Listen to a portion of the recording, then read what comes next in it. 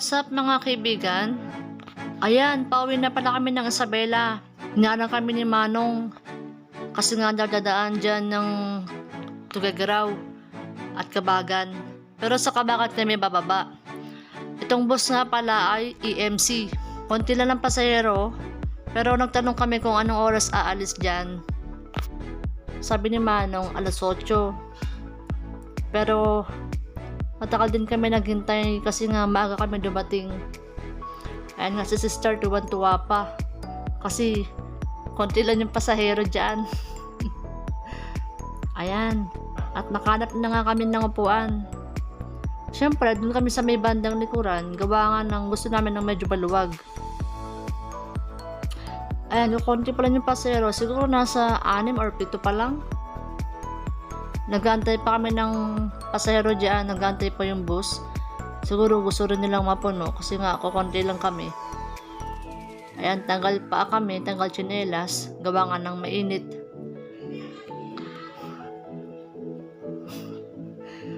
Ayan, nagbayad na kami ng pamasahe. Magkano yan? Natig 1,235. Noon, mura-mura pa, gawa nga ng ordinary lang. Pero ngayon, syempre, medyo gusto ng medyo malamig. Aircon. Kaya medyo mahal ang pamasahe. Apat kami dyan. Kasi nga, kasama dapat si Brother Jackson. Kaso, nag-aeroplano siya. Ang daya nga nun eh. Nagaya siya ng mag-aeroplano, yung pala siya lang nag-book. So, ayan, magtutur tayo sa CR. Meron siyang sariling sink, meron siyang sariling salamin, may tissue, at syempre meron ding basurahan. So far, so good. Malinis naman yung kanilang CR dyan. Ayan, tapos ang ating tour sa CR. So ngayon, balik tayo sa may upuan. Kwentuhan to the max kami dyan, mga kaibigan. Ayan, may pa heart side pa kami. Kasi nga mga excited umuwi ng Isabela. Siyempre, after 16 years ba naman, di kami nakauwi. Ako pala. Antok na ako dyan kasi nga, ang dami kong kinain kanina. Nung dyan pala. Pasensya na mga kaibigan. So ayan. Nagsuot nga pala ako ng jacket kasi nga maginaw. Nakakaramdam na ako ng ginaw dyan. At syempre, suot ko yung Fred Olsen jacket. At yung bag ni Seth na bigay sa akin na may tatak din. Ayan nga pala guys, ang kati ng ilong ko dyan. Parang lagi may laman ng kulangot. Ayan, may pa-holding hands pa. Landi eh. So ayun, hinarang na ni Manong Security yung mga sasakyan dyan sa Cubao. Gawa nga ng paalis na kami.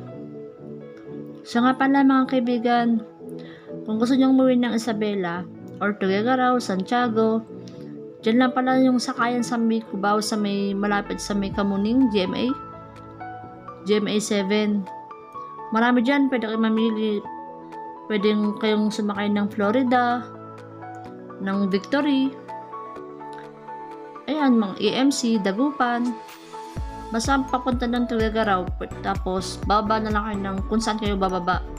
Tulad ng Cabagan, Tumawini, Santiago, Ilagan. Ayan, Paskong-Pasko na nga pala sa may Cubao, gawa nga ng ang daming dekorasyon. Ang daming ilaw na pang Pasko. Hay, malapit na nga pala ang Pasko. Wala na naman ako sa Pilipinas. Ayan nga pala, tuloy-tuloy ang aming pag-alis. Nag-stop over pala kami mga kaibigan sa may Tarlac. Gawa nga ng kumuha ng pasahero yung sinakyan naming bus. Kasi nga ang konti nga namin mga kaibigan. Umambon pa nga dyan eh. Gawa nga ng siguro masamang panahon. Basta mga kaibigan, kapag umuwi kayo ng Isabela, dapat gabi. Kasi, para sa akin kasi mas okay eh. Kasi nga, mabilis ang biyahe. Tsaka, hindi gano'n kagano yung traffic. Kaysa sa umaga, mainit na. matraffic pa, lalo sa kalagitnaan. So ayan nga pala mga kaibigan, nakatulog na kami dyan. Pagising namin, nasa Isabela na kami. Ayan o, sa Ilagan. Nag-stop over yung bus, gawa nga ng kung sino gustong kumain, bumili ng pasalubong. At ayun, nasa tulay na kami ng Ilagan. Ang ganda, no? May ginagawa pa lang mga tulay dyan, mga kaibigan. Ayan, no, ang ganda. At medyo umulan pa nga dyan. At ayan, nakababa na kami ng bus. Pasensya na mga kaibigan, gawa nga ng hindi nakuhanan kanina. Kasi nga, maulan. Akala ko nga may kalesa, yun pala wala na. Papunta na kami kila Tibita sa bahay nila. Medyo malayo-layo din. Ayan. Andyan na pala kami kila Tibita sa bahay nila. Nag-Daniel Catering nga ako dyan eh. Gawa nga ng mahaba yung buko ko. Naantay namin si Kuya Jackson dyan. Gawa nga ng usapan namin. Kakain kami ng pansit kabagan sabay-sabay. Eh, ang kanilabasan, siya lang mag-isa kumain. Iniwan kami sa ere. Kasi nga nag-aeroplano siya. Eh, ang aeroplano, saglit lang naman dyan. Nasa 1 oras lang ang biyahe. Gutom na kami dyan.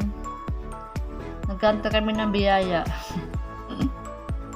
So, ayun, ang usapan namin, uwi muna kami ng aming barangay. Ayan, ang ganda ng tulay, no?